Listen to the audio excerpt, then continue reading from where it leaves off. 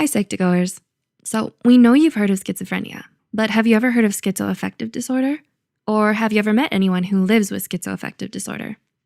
It's not surprising if you haven't heard of it, as the National Alliance on Mental Illness, NAMI, reports only 0.3% of the US population, or 981,600 people, will get it during their lifetimes. Before we begin, it's important to know that we're covering a mental illness that can cause serious consequences in the lives of the people affected by it. This means we'll briefly discuss depression and suicide, which may be triggering to some viewers. With that said, let's begin. What is schizoaffective disorder? The Diagnostic and Statistical Manual V, DSM-V, classifies schizoaffective disorder as a psychotic disorder with features of a mood disorder.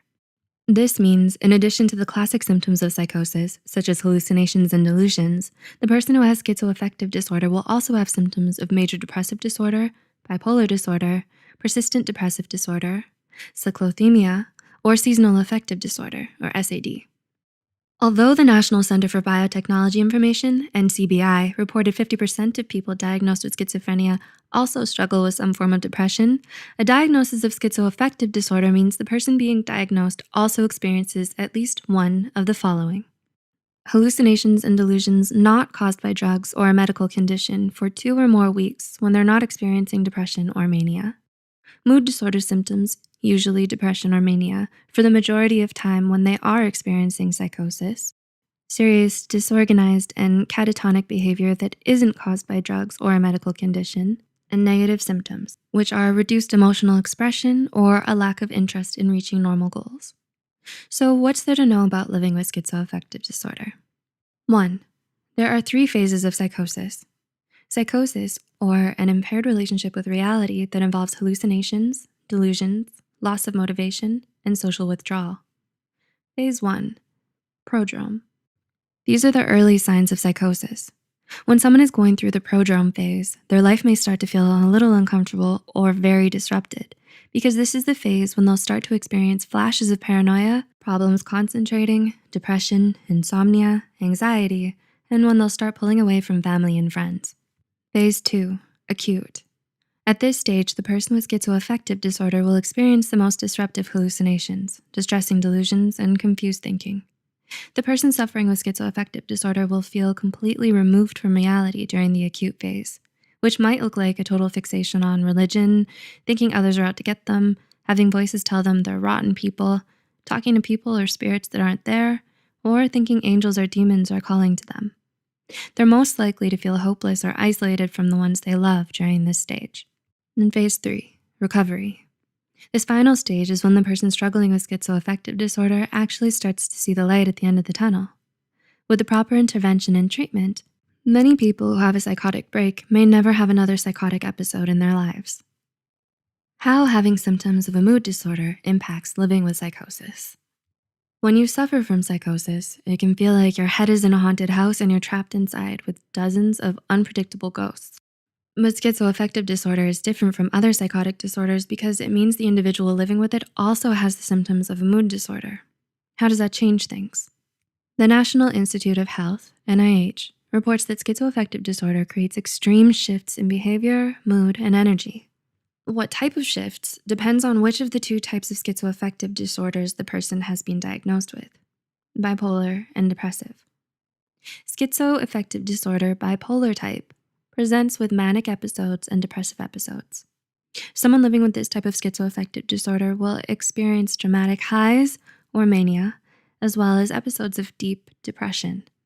Signs of mania include increased energy or hyperactivity, irritability, increased grandeur, insomnia, and reckless behavior. This might present as snapping at others, being unable to sit still, believing one is a supernatural figure or famous, and spending money that they don't have. During a manic phase, the person suffering is more vulnerable to delusion and reckless behavior, which intensifies the effects of psychosis. Schizoaffective disorder depressive type presents as psychosis with depressive episodes, but no mania. The depressive episodes often present as feelings of hopelessness, decreased ability to function, low energy, problems concentrating, and possibly decreased hygiene. The added challenge of mood disorder symptoms makes individuals living with either type of schizoaffective disorder more vulnerable to isolation due to pushing others away with their mood swings and deep depressions. This also means they're more vulnerable to substance abuse and suicidal thoughts than the rest of the population. How living with schizoaffective disorder affects your daily life.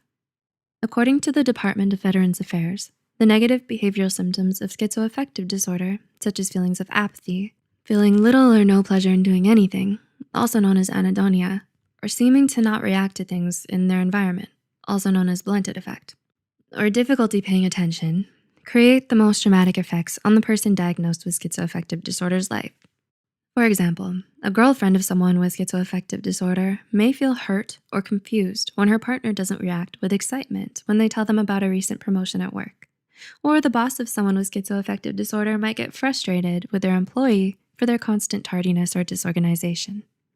Although the person struggling with schizoaffective disorder probably wants to be part of a healthy relationship and most likely wants to be productive, sometimes their symptoms make this impossible. This can lead to increased feelings of not feeling good enough, loneliness, and social isolation. These feelings can ultimately make depressive episodes worse. Living with schizoaffective disorder can be frustrating and challenging. Thankfully, many people have successfully managed the symptoms of this somewhat rare disorder. The NCBI reported most people who successfully manage their schizoaffective symptoms typically use a combination of life skills trainings, therapy, and medications. Did you find this video insightful? If so, feel free to share it with someone who would too. As always, any information provided here is for educational purposes only. If you need mental health counseling or treatment, please reach out to a mental health professional. Keep watching Psych2Go channel for more information on mental illness and mental health. Thanks for watching.